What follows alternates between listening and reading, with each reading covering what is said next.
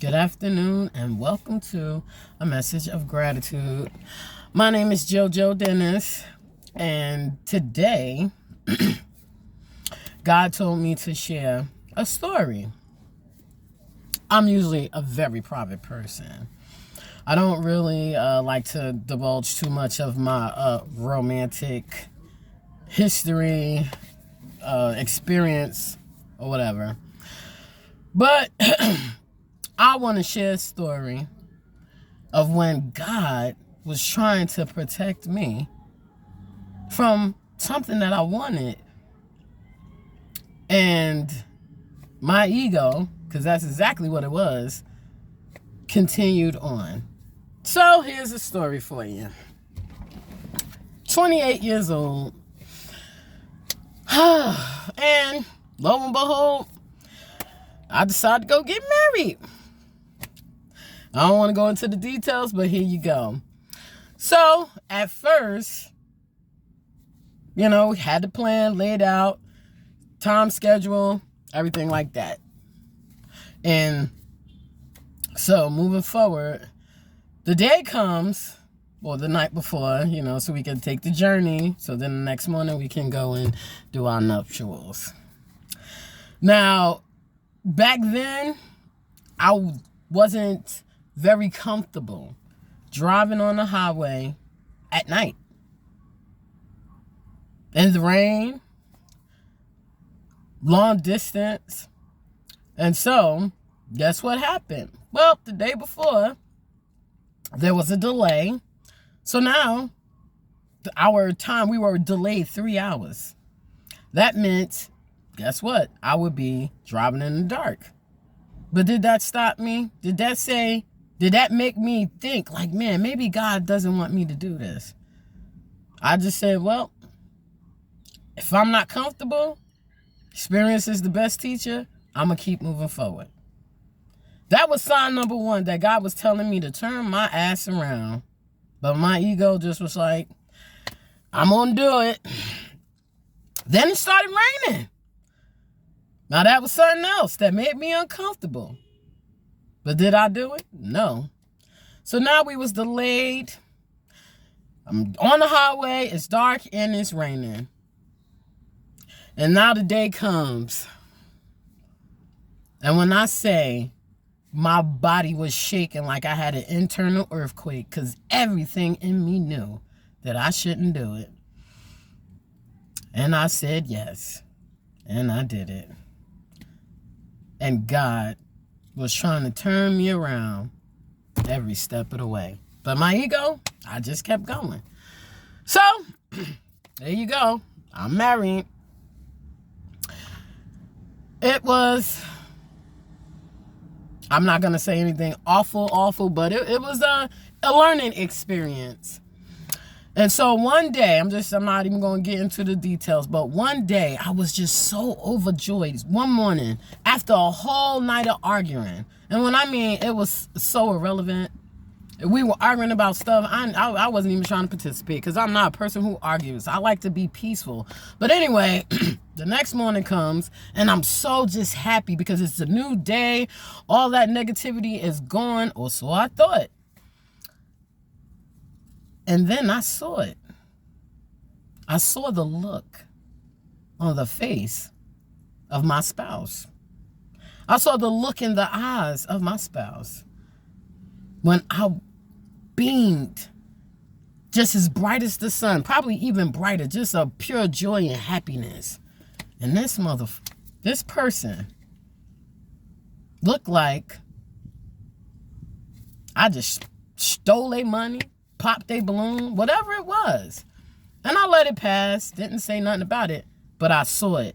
And when you see things, person's mask fall off, you can't unsee it. So as the day progresses, I'm trying to maintain my happy-go-lucky demeanor because I'm always happy just to be alive. Every morning I wake up, I'm just overjoyed because it's a new day for me to experience something that God has planned for me. And so my spouse just kept coming at me. And I literally said, wow, It hit me like I had an epiphany. I said, man, I was so happy this morning. And you weren't.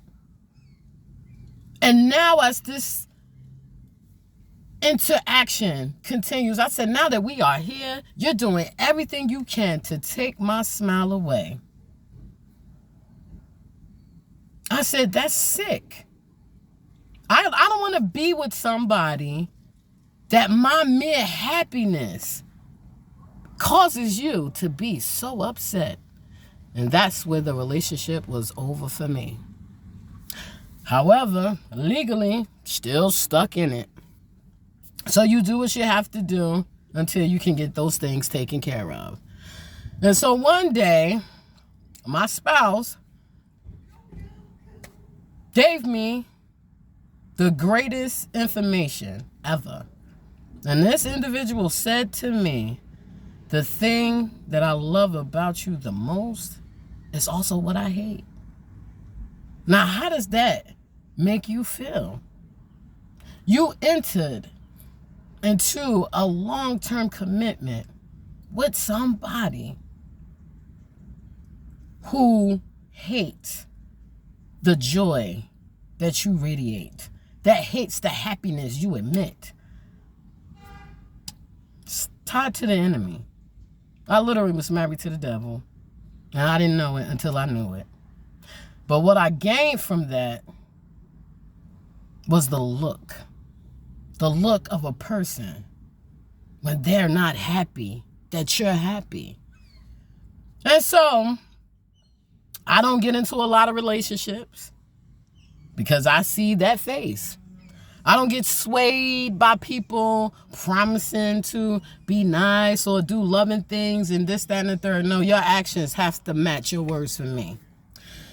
But when I see your devil, I know that is my cue to leave you alone, because I refuse to be with anybody who literally is upset because I'm happy. You are not entitled to my happiness. That's something that is within me. That's something that God gives me. That's something that I give myself. That's something that I create for myself. And and the lesson for me was that sometimes the things that we want don't want us, or God knows it's not good for us, because he knows all things and he hears conversations that we don't hear, and he knows your heart. Even if you claim you don't know God, he still knows you.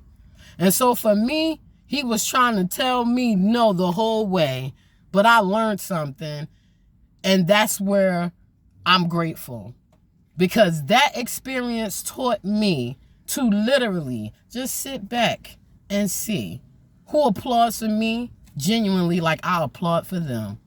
Who wants to rip my smile off, or who wants to uplift me when I'm sad and low. And people can say a lot of things, but honey, your actions don't lie. So, let me go on. At a certain point in that relationship, I learned to master myself. Because sometimes I would go back and forth. But I said, no, this is not what I want. So I learned, you can say whatever you want. You can talk about me. I don't care. As long as you don't put your hands on me. Now, when you touch me, then I just have to unleash the lioness that's inside of me. And trust me, you don't want that. However, if you want to talk, you can say whatever you want. But I've learned, when I deal with relationships, the easiest way to see how much a person really value me and respect me is when I tell them no. And I can tell you no in a text message. I can tell you no on a phone call. I can tell you no in a video chat. And I enjoy telling you no to your face, because I don't have to do anything that anybody wants me to do. I own this vessel. I am God's child. Actually, God owns me, and I own myself. So, again, know who is for you and who is not for you. And when a person is upset, that really shows you what they think of you. That really shows the value. Because if you respect me, you should receive my no the same way I receive yours. You shouldn't have to yell, argue, belittle, demean, curse me out. You shouldn't have to do any of that. And if that's what you do, then you should know me well enough to know that you already excluded yourself. You actually kicked your own self out of my life. And will I care? No, because I don't want anybody in my life that does not have any good intentions for me. So is it a loss? No. Maybe for you, but not for me. So again, when you're out here in this world, whether it be friends, family, whomever, be mindful of who actually is happy for you and who's really not. All you got to do is just tell them no. Says a lot. Have a great Sunday. Amen.